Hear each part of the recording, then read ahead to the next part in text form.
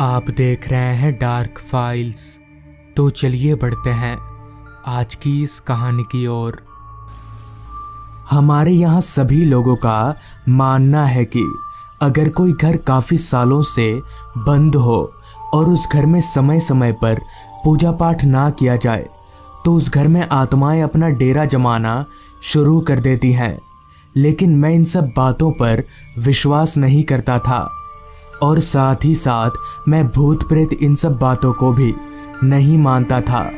मगर इस घटना के बाद से इन सारी बातों को मानना तो दूर, इन सारी बातों को सुनकर मेरा पूरा शरीर कांपने लगता है। साथ ही साथ मैंने उन सब जगहों पर भी जाना छोड़ दिया जहां भूत प्रेत की बातें होती हैं। इस घटना ने मेरे दिमाग पर एक ऐसा छाप छोड़ा है जिसे मैं अपने जीते जी नहीं मिटा सकता। खैर, ट्रेन काफ़ी रफ्तार से आगे बढ़ रही थी कि तभी मेरे बगल वाली सीट पर बैठे मेरे भाई ने मुझसे कहा, भैया हम कब तक वहाँ पहुँच जाएंगे? अनिल यानी मेरे भाई के मुंह से ये सुनते ही मैंने अपनी निगाहें घड़ी की ओर घुमाई तो वक्त हो रहा था रात के 8 बजे का। इस पर मैंने अपने भाई अनिल से कहा, हम लोग बस आधे घंटे में वहाँ पहुँच जाएंगे। असल में हम दोनों अपने गांव मिराजपुर जा रहे हैं। पहले हम लोग अपने गांव मिराजपुर में ही रहते थे, मगर आज से 10 साल पहले मेरी नौकरी शहर में लगने के कारण हम लोग सभी परिवार शहर में चले गए। तब से गांव में कोई नहीं आया और आज हम दोनों 10 सालों के बाद अपने गांव जा रहे हैं। और साथ ही साथ 10 सालों से हमारा गांव का घर बंद पड़ा हुआ है। ट्रेन अपनी पूरी रफ्तार से आगे बढ़ती चली गई, जिसके साथ ही हम भी अपनी मंजिल की ओर आगे बढ़ते चले गए। खैर, आधा घंटा और ट्रेन में बिताने के बाद हम अपने गांव के स्टेशन पर उतरे। तो गांव के स्टेशन पर उतरते ही मैंने अपने मन ही मन में कहा, इतने सालों में गांव जरा भी नहीं बदला, मगर हाँ, रात के वक्त लोगों का चहल पहल थोड़ा बढ़ गया है। स्टेशन से हमारे गांव का घर करीब 5 किलोमीटर दूर था, तो हमें वहां जाने में किसी सवारी की ज़रूरत पड़ने वाली है, जिस कारण हम चलकर स्टेशन से बाहर निकले तो बाहर भी काफ़ी सारी दुकानें खुली हुई थी। पहले तो रात के 8:45 बजे सारा गांव एकदम से वीरान हो जाता था, लेकिन अब लोगों की थोड़ी चहल पहल देखकर मुझे काफ़ी अच्छा लग रहा था। अभी हम स्टेशन से बाहर निकले ही थे कि तभी पीछे से आवाज़ आई, कहाँ जाना है भाई साहब आपको? उस आवाज़ को सुनकर हम दोनों भाई पीछे मुड़े तो देखा कि एक आदमी ऑटो के पास खड़ा है। उस आदमी को देखते ही मैं समझ गया कि वो कोई ऑटो वाला है। इस पर मैंने उस ऑटो वाले से कहा, मुझे मिराजपुर गांव के चौक पर जाना है। इस पर उस ऑटो वाले ने कहा, हाँ चलिए मैं छोड़ देता हूँ। जिसके बाद हम दोनों भाई चढ़कर उस ऑटो में बैठ गए और हमारे बैठते ही उस ऑटो वाले ने ऑटो चलाना शुरू कर दिया। पहले हमारे गांव में ऑटो नहीं चलता था, मगर अब हमारे गांव में ऑटो भी चलने लगा। इस पर मैंने ऑटो वाले से कहा, अरे भाई साहब, यहाँ ऑटो कब से चलने लगा? जिस पर उस ऑटो वाले ने कहा, 2-3 सालों से चल रहा है। आप लोग काफ़ी सालों के बाद आए हैं लगता है। किसके घर जाना है आपको? जिसके बाद मैंने अपनी पूरी बात उस आदमी को बताई। मेरी पूरी बात सुनने के बाद उस ऑटो वाले ने कहा, भाई साहब आपका घर तो काफ़ी सालों से बंद है, तो अचानक आपका वहाँ रुकना ठीक नहीं होगा। इतना बोलकर वो ऑटो वाला चुप हो गया। मैं तो इन सब बातों पर शुरू से ही विश्वास नहीं करता था, तो मैंने भी उस ऑटो वाले की बात पर ध्यान नहीं दिया। करीब आधा घंटा और इंतज़ार करने के बाद ठीक रात के 9:30 बजे हम ऑटो से उतरे और अपने घर की तरफ आगे बढ़ने लगे।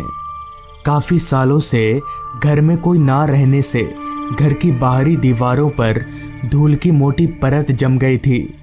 घर के बाहर का दृश्य को देखकर घर के अंदर का माहौल हमारे दिमाग में खुद ब खुद चलने लगा था। खैर, हम चलकर घर के दरवाजे के पास पहुँचे और अपने बैग से चाबी निकालकर दरवाजे पर लगे ताले को खोलने लगे। अभी मैं ताला खोल ही रहा था कि तभी हमें किसी के हंसने की आवाज़ सुनाई पड़ी। उस आवाज़ को ध्यान से सुनने पर पता चल रहा था कि वो आवाज़ हमारे घर के पीछे से आ रही है। इस पर मैंने अपने भाई से कहा, अनिल तू रुक, मैं देख कर आता हूँ कि कौन है। इतना बोलकर मैं चलते हुए उस आवाज़ की तरफ आगे बढ़ने लगा। रात काफ़ी हो गई थी, जिस कारण चारों तरफ घना अंधेरा छाया हुआ था। वो भी इतना घना अंधेरा कि आगे का नज़ारा भी मुझे साफ साफ दिखाई नहीं दे रहा था।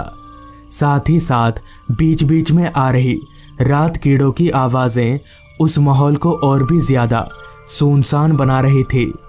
खैर किसी तरह चलकर मैं घर के पीछे पहुंचा और इधर उधर उस आवाज़ को तलाशने लगा।